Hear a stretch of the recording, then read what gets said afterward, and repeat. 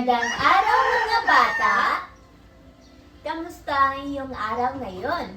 Ito ba ay mabuti o hindi mabuti? Mabuti! So, kung ganon, ay may inahanda kaming sorpresa na para sa inyo. Gusto niyo bang malaman? Salamat! At ngayon ay nananan! Ito ay isang libro na may kwento na ang pamagat ang walis ni Wanda. So, bago kami tumalakay sa kwento ay magpakilala muna kami. Ako nga pala si Binibining Julian Gabuya. At ako si Binibining Rochelle Darius. Ngayon ay tatalakayin na natin kung ano talaga ang kwento na pinamagata ang walis ni Wanda.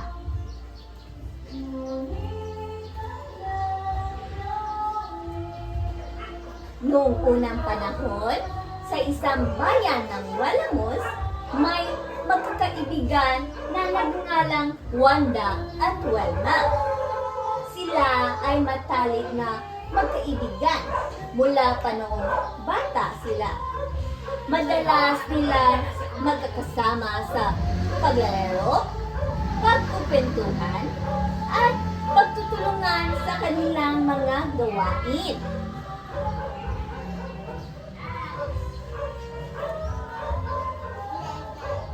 Kilala si Wanda bilang isang masipag at maingat na tao. Araw-araw makikita siyang nagwawalis sa kanilang bakuran.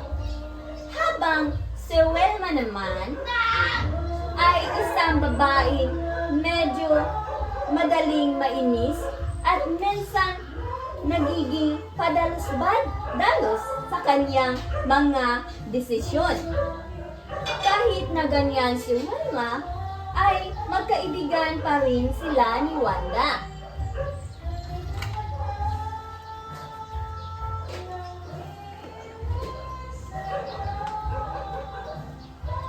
Isang araw, si Wanda ay nagwawalis sa kanyang bakuran.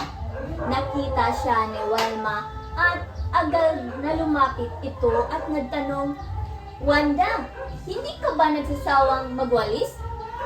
Mahinahong sabi ni Wanda, "Hindi, dahil nasisiyahan ako kapag ang aking bakuran ay malinis." Sagot ni Welma, "Ay, may iba ako. Wanda, wala ka na bang ibang walis? Pwede ko bang hiramin ang sayo? Nag-iba kasi yung sa akin." Mahinahong sumagot si Wanda, "Pasensya ka na, Welma. Ito na lamang ang nag-iisa kong walis at mahalaga ito sa akin."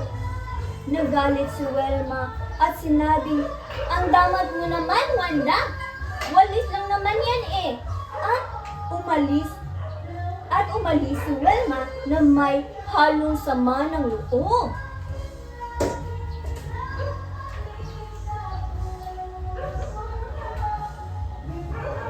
Pagsapit ng gabi, lihim na. Pumunta si Welma sa bahay ni Wanda at dahan-dahan niyang kinuha ang walis at sinabi sa sarili, "Ano bang espesyal sa walis na ito? At bakit hindi niya ito ipinahiram sa akin?" At dali-dali bumalik sa kanyang bahay. Sumunod na araw, kinabukasan, pagkagising ni Wanda, ginawa niya ang kanyang pang-araw-araw na gawain. Paglabas niya sa bakuran upang magwalis, ay laking gulat niya na ang kanyang walis ay nawawala.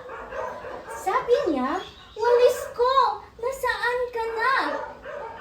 Sabi niya habang naghahanap.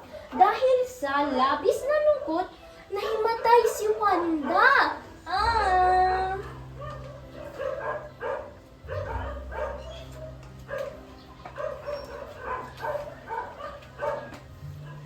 Nakita ito ni Welma at agad siyang kinabahan at tumawag siya ng tulong sa kapitbahay at dali-dali nilang dinala si Wanda sa pagamutan.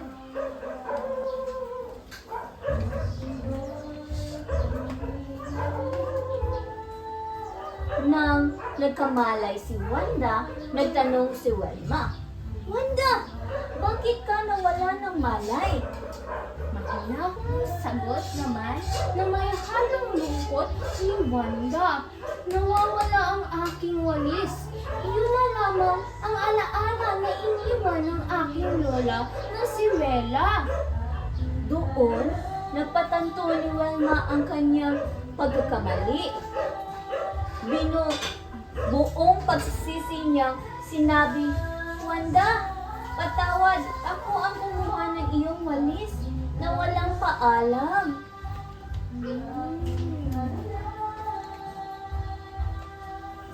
Sumunod naman,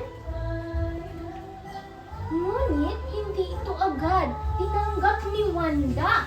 May halong lungkot at galit niyang sinabi, "Welma, bakit mo ginawa iyon?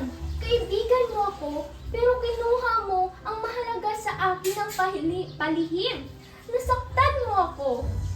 Napayuko si Wanda dahil sa lungkot at si Welma ay tahimik na umiiyak. "Alam kong mali ako, Wanda. Nagpadala ako sa aking galit at inggit. Sana mapatawad mo ako."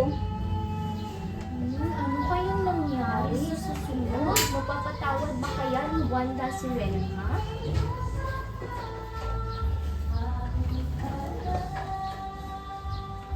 Sandaling napatahimik si Wanda. Huminga ng malalim at dahan-dahang nagsalita. "Nasaktan mo ako, pero ayokong masira ang pagkakaibigan natin dahil lang sa isang pagkakamali." Lumapit si Welma at humingi ng tawad.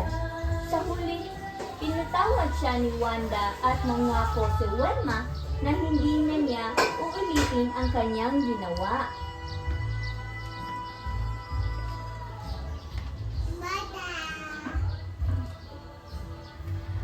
Sunod, Mula noon, mas nagiging matatag ang kanilang pagkakaibigan.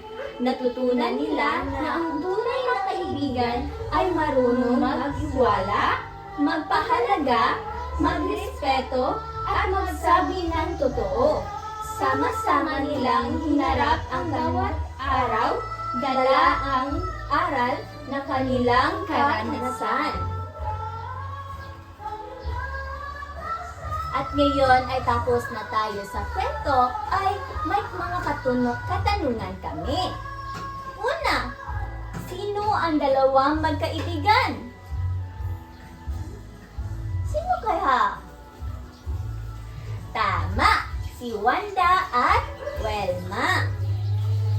Pangalawa, ano ang ginawa ni Welma nang hindi siya pinahiram? Oo, lihim niyang kinuha ang walis ni Wanda. At tama ba ito? Hindi! Ito ay mali.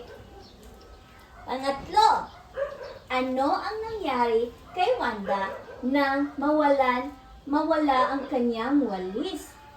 Ano kaya? Tama. Si Wanda ay malungkot at mawalan ng malay. Pang-apat, Bakit mahalagang umamin sa pagkakamali? Bakit kaya? Oo, tama. Dapat tayong umamin sa ating pagkakamali dahil hindi ito tama. Tama rin, mabuti rin nating aminin ang ating pagkakamali dahil sa pamamagitan nito, natututo tayo sa pang-araw-araw. at panghuli, paano ka magiging mabuting kaibigan? Paano? Tama. Sa pamagitan ng pagrerespeto, pagpahalaga, at pagiging tapat. At ngayon ay may gintong aral tayong matutunan sa kwentong pinabagatang Ang Walis ni Wanda. Sa ating pang-araw-araw na buhay, ang galit at inggit at padalos-dalos na desisyon ay maaaring makasakit ng damdamin, makasira ng tiwala sa pagitan ng mga tao. Ngunit, sa pamagitan ng katapatan, pag-amin sa pagkamali at taus-pusong pagpapatawad na ibabalik at napapatibay ang ugnayan at pagkakaibigan sa ating paligid. Ang bawat kilos natin ay may epekto sa iba. Kaya, piliin ang katapatan, respeto, at pagpapatawad upang mapanatili ang mabuting ugnayan sa lahat. At ngayon ay tapos na tayo sa kwentong Ang Walis ni Wanda, ay dapat ninyong itong isabuhay ito sa totoong buhay. Dahil ang pagre-respeto, pagpapahalaga sa kaibigan at pagtuwid ng iyong pagkakamali ay mahalaga. Ang mga aral nito ay nais namin iyong gawin sa totoong buhay at huwag ninyong itong makakalimutan. Maraming salamat sa pakikinig at nais namin kayong magiging mabuting kaibigan sa isa't isa. Paalam mga bata!